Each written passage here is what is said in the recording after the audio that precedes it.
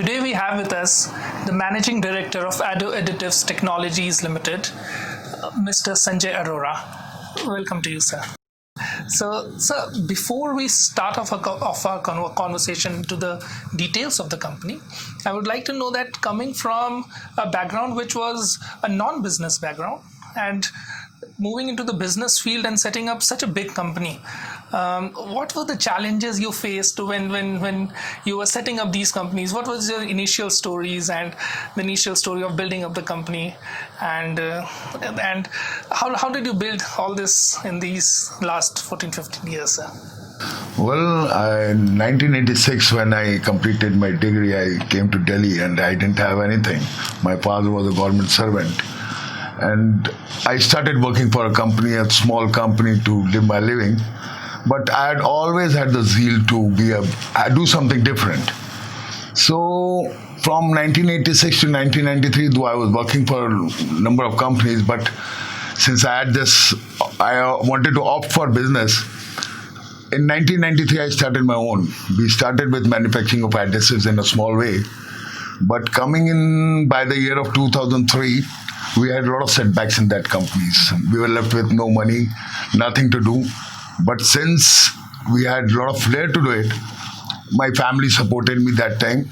My wife started working and she took care of the house. But since I wanted to be in the business, I started this ATPL in 2003. Mm-hmm. And 2003, it was too early. I used to go around in cycles. I used to go around in motorcycles. I used to travel by bus. And by 2005, in fact, 2003, 2004, I used to supply material myself. I used to go out supplying material myself. But by 2005, slowly, we started building up things. And by 2000 now, in 2020, almost 15 years, now we have created an empire and we are one of the leading manufacturers of construction chemicals in India. And we still foresee to go much more ahead, along with my team. Though it was tough time those days, but yes, once I thought of it, I have to do it, I did it. That's a story of a determination, I would say. From here onwards, where do you want to take up the company in future? See, I should be saying I'm very lucky to be in this trade, because as everyone is aware, India government policies they are taking care of infrastructure, they are looking after infrastructure growth. And since I'm associated to this, we are manufacturing construction chemicals which are associated with infrastructure industries. So looking down another 5 years by 2025, I think the growth is commendable. It's going to be commendable, and we have our strategies, we have our plans to go at least 4-5 folds, and we are increasing our production capacities. We are increasing our working centers, R&D centers, so that we are able to catch up with the growing market, because a lot of two-tier cities are coming up in the growth. So we are looking into that we definitely will grow to 3-4 folds. Okay. Moving a little back, because I think I may have missed out on this. What do you see as a biggest challenge, and how did you convert those challenges into opportunities?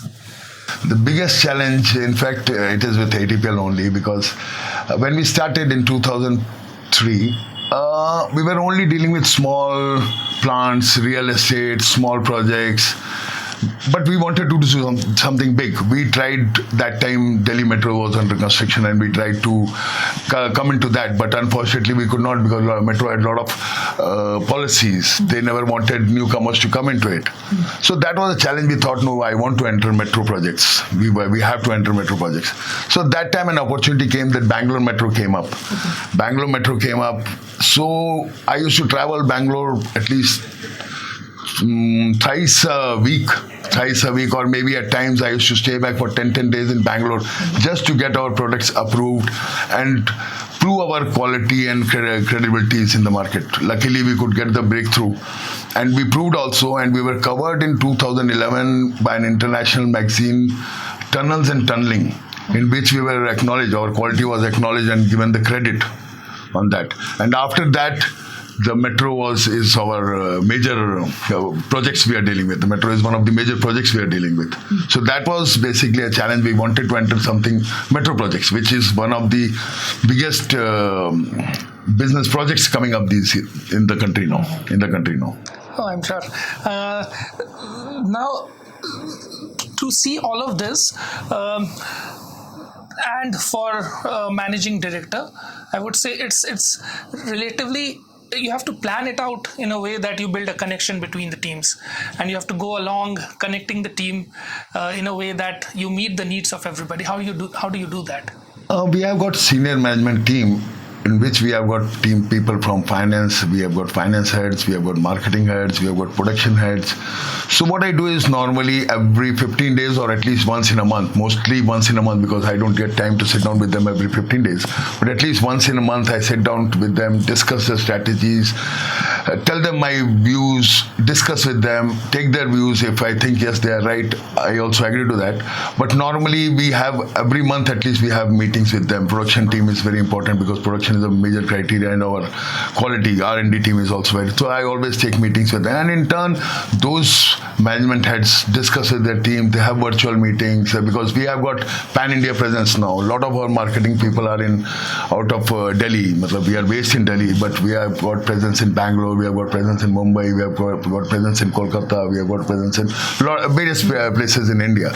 So those marketing team, we have got our people station marketing team. So they have the virtual meetings and they give us the feedbacks, the requirement of the projects, the demand of the projects, and we opt for that. We work accordingly. Sir, tell me, doing all of these, are you looking forward to diversify into a different sector, and how are you going to enhance your company in the future? Well, we have already thought about it. In fact, we have already started some business on automations. We have started importing. We are distributors to some companies, automation, and we have started another company called Maple Leaf Electrovacs, which my wife is already dealing with it. We have started importing automation, but in future we have plans to manufacture in-house, but that my wife is handling those projects. So, looking back to your story, it's a kind of a story of, I would say, a story of a determination, not losing hope. And there is a lot to learn for a young entrepreneur who is looking to enter into the field. What is your general advice to all these young entrepreneurs? See, I'll tell you very frankly, I always followed my dreams. I always wanted to follow I had this dream when I was in school that I also want to do something good and great and business on my own. So I would always tell my youngsters also, my boys also, whatever you dream, try to achieve it. If you have determination, you can do it. And this is what I always try to tell everybody. Follow your dreams. Don't lose them. If you lose your dreams, then you're nowhere. It was such a wonderful talking to you, sir. Thank you. Thank you so much. So, thank you everyone for being there with us. And this was the story of the directors of ATPL and the Maple Leafs Electrovacs. I hope you enjoyed the video. This is an insightful story of belief, the hope, the determination, and the willingness to succeed in life. For more such stories, please stay tuned to the Business Connect. Business Connect brings you all the stories of the business world, the trending stories, and the business news. Stay tuned. Thank you. Bye. Today we have with us Mrs. Anita Arora, who is the director at Maple Leaf Electronics and Access System. Welcome, ma'am. How are you, ma'am? Thank you so much, and I'm so honored to be here. And I think it's a pleasure that I'm getting an opportunity to speak and share about us, our companies. And yes, what would you like to know about that? Let us start from, let's go 30 years back. And you have been married to Mr. Sanjay Arora 30 years back, I guess. Yes. So how has this journey been of life of 30 years been to us? Now, I think I can go on and on. There's so much to say, feelings, emotions, difficulties. But yes, I would only like to speak about all the good things. And, because it's a saying that, when you start a journey, you have to just go on. And yes, you have to be prepared for all the ups and downs. And then, yes, we did that. I got married to Sanjay Arora in the year 1990. Yeah. We were both we were both working for companies. And never in my dreams had I, in fact, we had thought that we would, emerge as business entrepreneurs. Yes, Sanjay did have a vision. He would always speak about doing something of his own, which I could see a spark. He got an opportunity to join hands with one of the friends. But as you say that business only happens when two right kind of people join hands together. Sanjay had a different way of looking things, and it didn't work out so well. And that was a time when Sanjay decided that I think I will have to do something on my own. We were really not prepared, as I was still in doing a service. Both of us, then we thought about, that yes, we have to start from the scratch. And then we went on. It was his dream. And I, as his wife, had to stand with him in all the odds. And his hard work, his honesty, his dedication, and his dream to start a company was very much fulfilled. And I really feel very fortunate that we have come a long way. And I have learned so much that although I was in service and looking him at that he was emerging slowly from the scratch to, and he was getting a lot of orders, and he was like just on and on with his work, and there was no looking back from his side. And moving forward, I see that you were in the international exports thing. Yes. And then you transitioned into the automation industry. How did that happen, and what were the decision back at your mind that doing this, what calculated risks did you take? As I just briefed and mentioned, my journey with Sanjay, and see, international market was a market where I had the maximum exposure. I started my career as working for an export company, which is called a manufacturing company. And a time had come where I had become the country head, where I was working with almost 200 exporters. Okay. So it was there where I thought to myself that, I couldn't go beyond this. I already had a lot of exposure, and everybody wants expansion.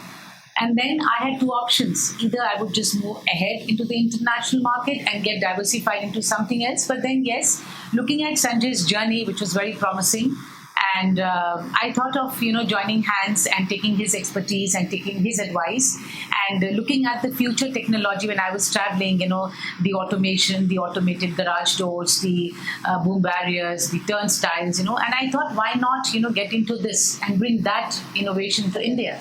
So, and then I was very lucky, as I told you, that I got this opportunity.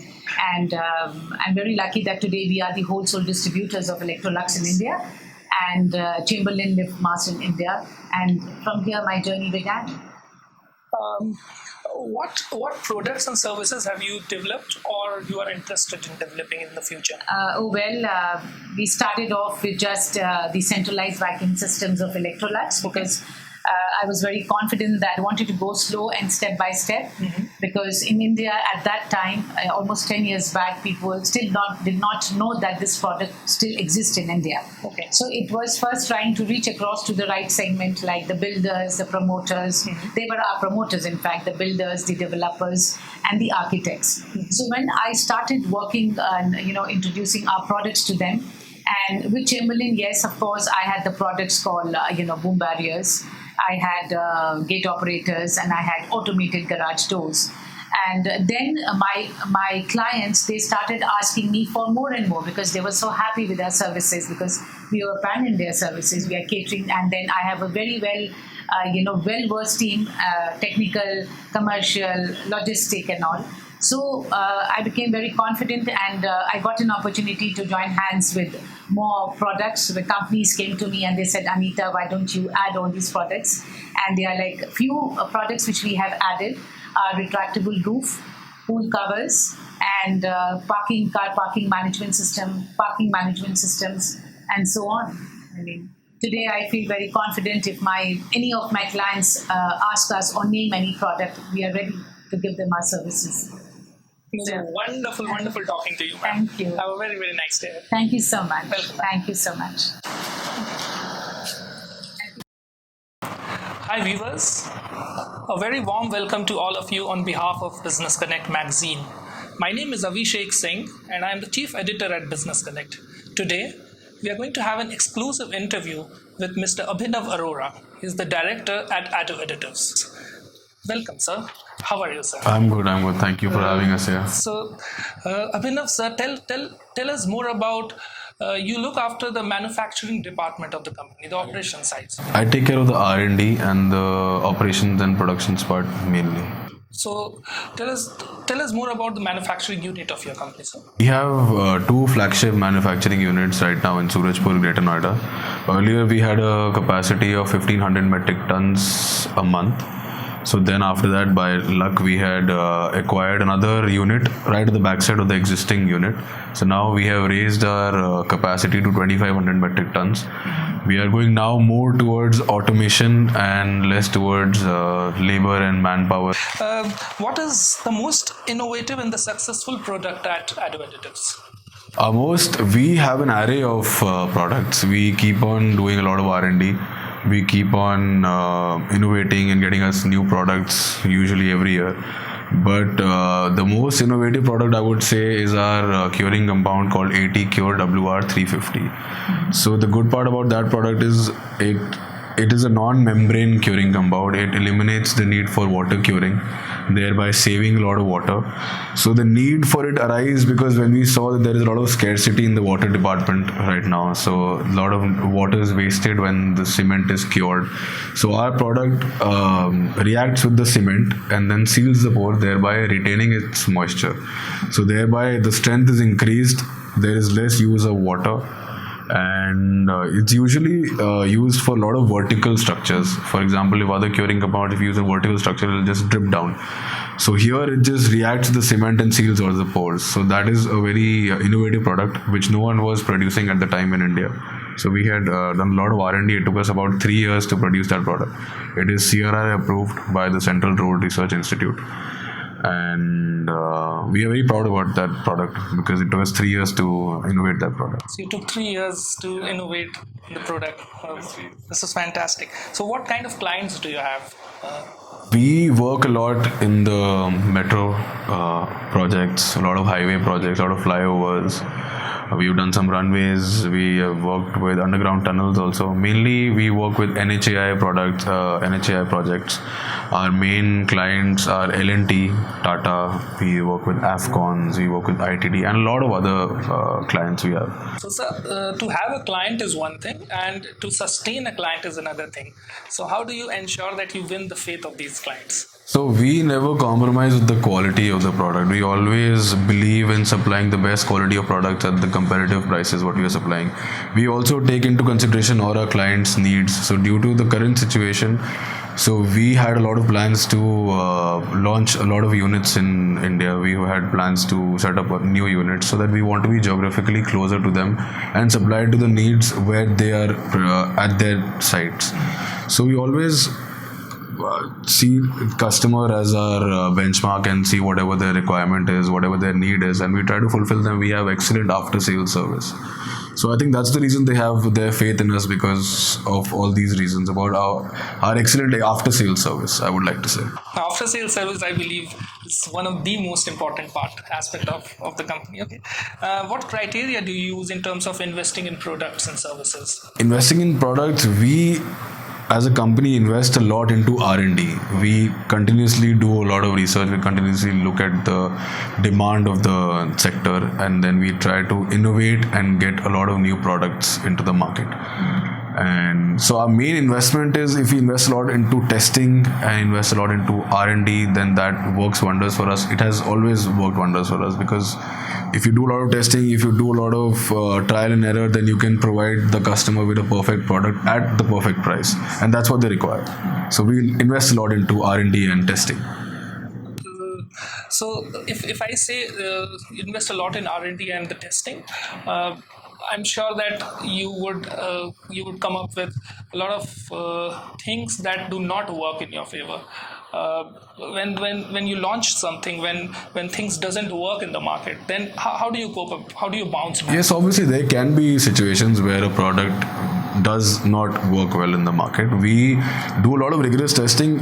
Minimum our criteria is we do testing for at least 1 year internal testing, and then we try to launch a product into the market. If by any chance the product does not receive good information from the market, and if it fails, then we try to roll back the product, we try to improve upon it, and then relaunch it. But because we do a lot of internal testing, so usually the chances of a product failing is really low. But yes, I agree that there can be chances. But what we would do in that scenario is we would roll back the product and improve upon it by looking at what the industry requires and then relaunch the product. Thank you. It was very insightful talking to you. Have a very, very nice day ahead, sir. Thank you. Thank you so much. Today we have with us Mr. P. Chakravarthy, who is the Director of Sales and Marketing at Ado Technologies. Hello, sir. How are you?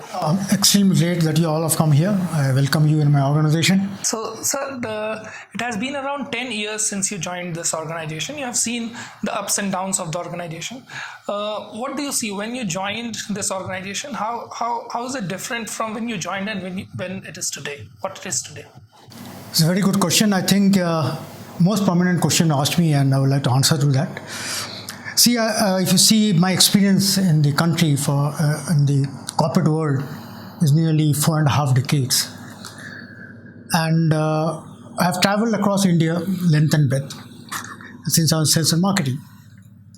And served one of the largest multinational conglomerate, Dutch conglomerate, for only 15 years.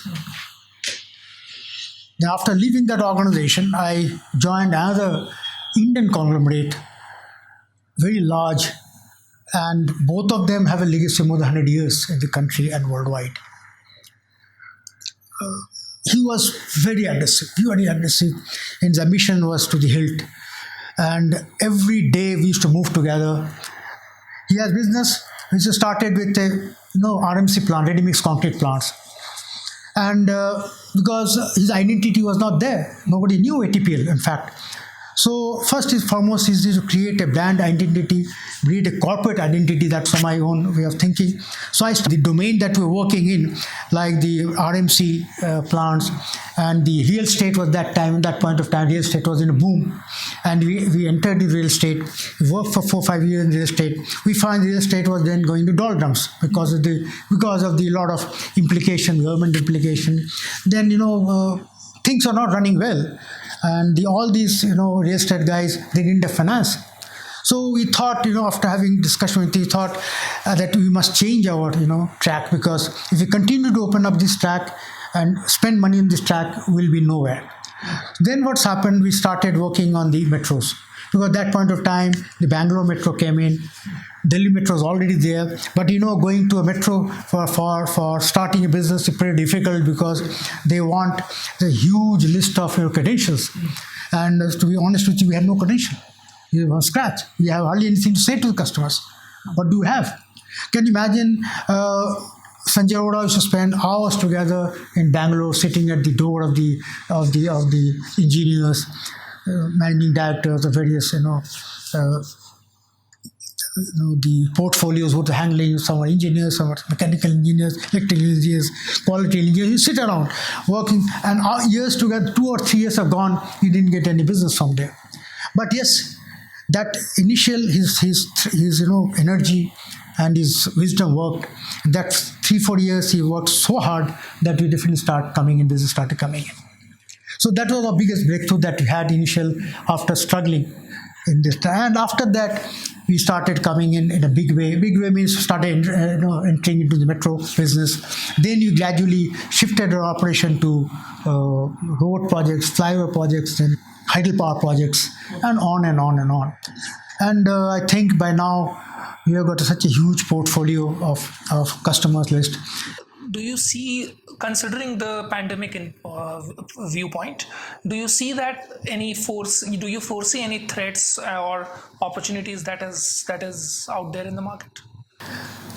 See, to be honest with you, in pandemic, we never got panicky. I must tell you one thing. We never got panicky, and our entire team was working around the clock. Can you imagine? We were all hooked up. all looking after each other, finding out what they're doing. And all our marketing staff, honestly, I'm telling you, see, we adopted a strategy during this pandemic time, everybody available. Let us talk to all customers. Let us talk to engineers. So we continue to have dialogue with these customers of ours on a constant basis across the country. And there are many people never realized that these people are talking to us when we're at home and in a situation like this. Though that bonding went on pretty well. Our bonding went on very well, attachment went on very well. So our continuity didn't get disrupted. 1.5 months later, what happened when we opened the factory? You'll be surprised. In a 10 days' time, we have been able to supply the entire backlog of the metals required by the contractors, and we ensured that the plant started operating. In 10 days' time, entire country was served with supplies. All over the country, supplies went smoothly, and not smoothly, but yes, a tough time. But we have reached the supplies on time to such that the production does not hamper. And you're surprised to know that 90-95% of customers are given supply with 10 to 15 days time. So that is huge amount of confidence. And can you imagine that was I tell you a positive factor which played in our favor. So pandemic really didn't allow us to didn't deterrent for us in pandemic. See, whatever losses we have made, I'm pretty confident these losses we have made during the pandemic, we'll cover it by January 2021. Because working in a huge speed, we're working 14-15 hours a day, and orders are executed right on time, no orders are left, so that the customer should not wait. So that the confidence we built up during the pandemic, after the pandemic, and the customer is still with us and they're supporting. In fact, our customers, confidence has gone up. We have increased number of customers who are not there in our portfolio. I think we are doing exceedingly well, even after the pandemic. Thank you, sir. My pleasure. Thank you, sir. It was truly a story of turning threats into opportunities. Now I'm going to have a conversation with Mr. Arun Bunsal, who is the Financial and Corporate Affairs Consultant at Ado Technologies. Warm welcome to you, sir. Yeah, thank you. Same to you. So before we start off the conversation, I would like to know a little bit about your experience and the growth story of the company. So far as my personal experience is concerned, I am a chartered accountant by profession. And after doing my CA, I started my own practice in '92 as a consultant. Doing both the financial as well as corporate affairs consultancy, and then they came in contact with me in my early stages of practice, and that relation continues still strong. Good to know that. Now, for any company to grow by significant margin, you would need support from the government. The government policy plays a huge role in expanding the growth of the company. How do you see the government policy playing the role in your company? See, basically, Ado Additives Technologies, maybe the name is a bit of a misnomer, because what the company deals with is the infrastructure projects and the industrial chemicals. And India is an industrial infrastructure deficient country. Everybody knows that. So far as the infrastructure is concerned, we will be having ample of orders for maybe years and years to come. Now, government policy per se definitely plays a huge role, because most of the infrastructure projects, at least 50% of that, we are dependent upon the government concerns. And so far as the private concerns are concerned, the policy, from the businessman point of view, the thing is that you have to play with the policy. Whatever the policy is being served to us, we have to play by that rules and we have to grow. Basic point is that the businessman should have a mindset to grow within the parameters of the policy. Till now, the policy has been good, and we are quite hopeful that they will remain so, and we will be growing and continue to grow. No problem with that. Of course. So moving forward, in fact, I want to know that whenever there is a financial challenge you face, especially during the time of the pandemic, how do you bounce back? See, our company has been very fortunate in the sense, because we have been quite conservative with our finances. Borrowing from the banks or from any other institutions, we think our thinking is that it should be only the last resort. So whatever we earn, we try to manage within them. And what better example of this can be than this COVID and Corona related period? Maybe you will also be glad to know that ours is a company, we didn't deduct a single paisa by way of salaries, by way of perquisites, or by way of any incentives which we give to our employees and consultants.